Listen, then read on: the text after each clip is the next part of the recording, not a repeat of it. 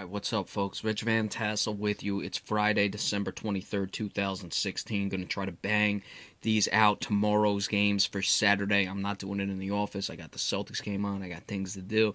So we're trying here. Gonna do these real quick, and then I'll do the Sunday games, the preview of those tomorrow.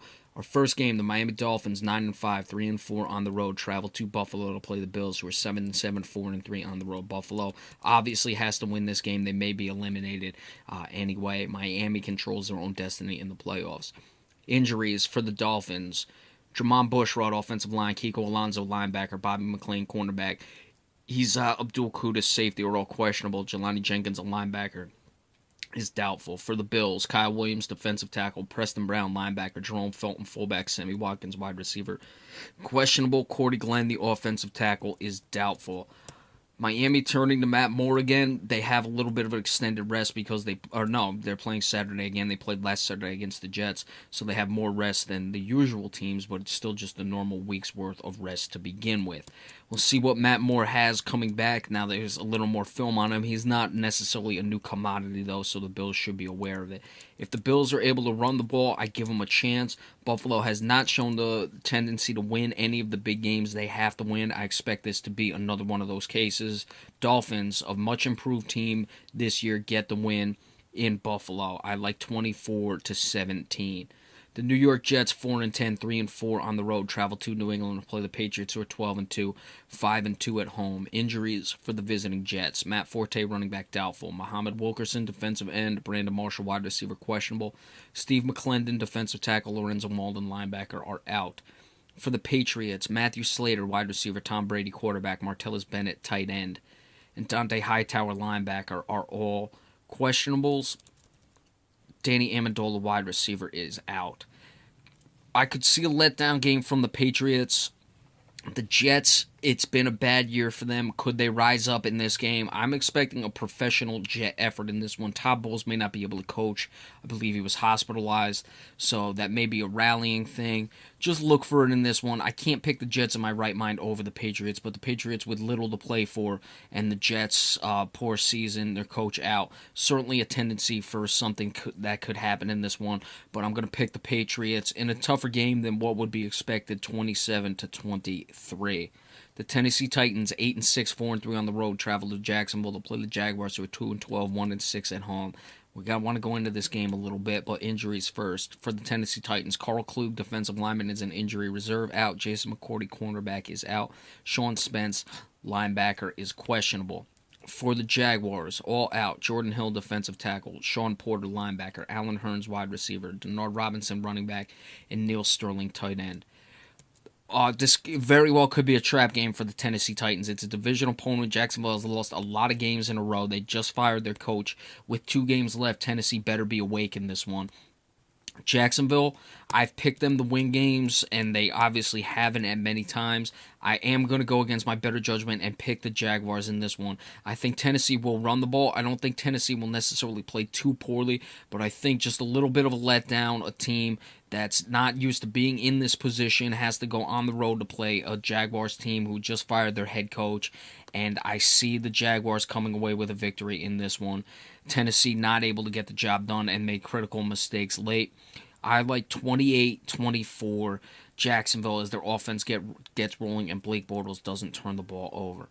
Minnesota, 7-7, 3-4 on the road, travel to Green Bay to play the Packers, who are 8-6, 5-2 at home. Desperation time for the Minnesota Vikings. It's interesting to see. I'd like to see what would happen if potentially all these 3 teams end up 9-7. You'll have Minnesota. Obviously, they would have to win this game. They would have beaten the Packers twice. You'd have the Packers who have beat the Lions twice, and if the Lions lose the rest of the games, and then of course the Lions would have beat the Vikings twice, so that's something to keep an eye on. Injuries for the Vikings: Laquan Treadwell, wide receiver; Adrian Peterson, running back; Zach Line, fullback; and Brandon Fusco, guard, are all out. Harrison Smith, the safety, is questionable. For the Packers, Eddie Lacy is an injury reserve, out. Jaron Elliott, linebacker; James Starks, running back, are out. Randall Cobb, wide receiver; DeMaurice Randall, cornerback, questionable. Minnesota's defense was embarrassed last week, so expect a better effort from them in this game. Aaron Rodgers quietly putting together what could possibly be an MVP season.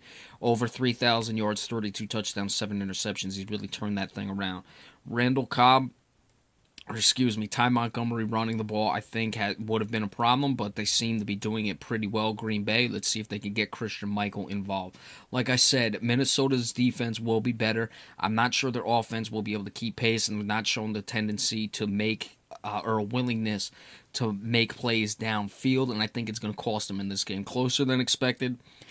Keep Green Bay low scoring, but 21-17 in favor of the Green Bay Packers. San Diego 5-9, 2-5 on the road, travels to the winless Cleveland Browns, who are 0-14, 0-7 at home. If Cleveland's going to get a win, it would be this game. Injuries for the San Diego Chargers: Jeremy Butler, wide receiver; King Dunlap, offensive tackle; Orlando Franklin, guard, are all questionable. As Craig Major, cornerback, doubtful; Melvin Gordon, running back, is out. For the Browns, Dominique Alexander, linebacker; Randall Taifair, tight end, questionable. With Melvin Gordon being out, a lot's going to be placed on Phillip Rivers. He's turned the ball over a few too many times. It looks like Robert Griffin III is going to get the start again. San Diego having to travel west to east. They're playing in the 1 o'clock time slot.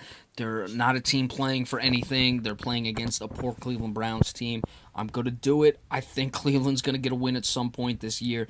I like the Browns to pull off a sloppy win in this one, 16-13. Washington Redskins, 7-6-1, 3-3-1 on the road, travel to Chicago to play the Bears, who are 3-11, 3-4 at home. Injuries for the visiting Redskins: Jordan Reed, tight end; Ty Nechke, offensive tackle; Colt McCoy, backup quarterback, are all questionable. Quentin Dunbar, cornerback; Sua Craven, safety, are all out. For the Chicago Bears, Willie Young, linebacker; David Falls, backup quarterback; Kadeem Carey, running back, are all questionable. Eddie Goldman is an injury reserve, out, and Eric Cush, an offensive lineman, is out. Chicago has been playing pretty well offensively with Matt Barkley. They've run into two tough division games the last 2 weeks, not able to get the wins in those ones. They were at home against Green Bay, and they lost on the road to Detroit, but they played well. I'd like Matt Barkley to be able to move the ball somewhat, even though I think the Redskins secondary is their best part of their defense. They've not been on top of everything. They've allowed teams to move on them. Washington should be able to go downfield against the Chicago Bears. Washington desperately has to have this one. It wouldn't surprise me if Chicago wins, but I have to pick the Redskins to get a victory in a high-scoring game because I think Matt Barkley will be able to throw. They want to see what he has, so they're going to push the offense in that regard. And as for the Redskins, we know they can move against anyone, and Chicago's secondary is not great. 31-28, Redskins get the win. The Atlanta Falcons, 9-5, 5-2 on the road, travel to Carolina to play the Panthers, who are 6-8, 4-3 at home. Injuries for the visiting Falcons: Austin Hooper, tight end; Devondre Campbell, linebacker, are out. For the Panthers, Ryan Delaire, defensive end, is out. Carolina needs like a miracle to make the playoffs. I'm not even sure if they got eliminated somehow by the Giants' loss, but they need like a tie of some sort, so it's unlikely to happen. Atlanta trying to keep the Tampa Bay Buccaneers at bay and come up with that division. Atlanta is certainly passing the ball very well. Carolina's corners have come along, Bradbury, and their other pick, his name is escaping me right now. I'm not even going to check it. We know who it is. It's the other pick they got, but James Bradbury and the other guy. They've certainly come along. They're going to have to be sharp. Julio Jones is returning in this game, so keep an eye on that. Carolina will make things difficult for Atlanta in this game. They've not shown a willingness to quit, which is certainly something you would expect from a team that played in the Super Bowl last year, and I expect them to be sharp in this one. Atlanta, though, is going to be able to take advantage of those corners who have come along, but they have not been on top of everything thus far this year, and Julio Jones is a completely different ball game for this team, so we'll keep an eye on that. But Atlanta will come away with the victory. Expect them to score some points. I don't think Carolina will get their doors completely blown off, but you never know in this one. I'm expecting the Atlanta Falcons 28-20. I think Carolina may turn the ball over a few times and give up a few too many points. All right, so we'll be back in a little bit, and we'll continue on with the game picks for tomorrow's games of the NFL season, now Week 16. Stay tuned.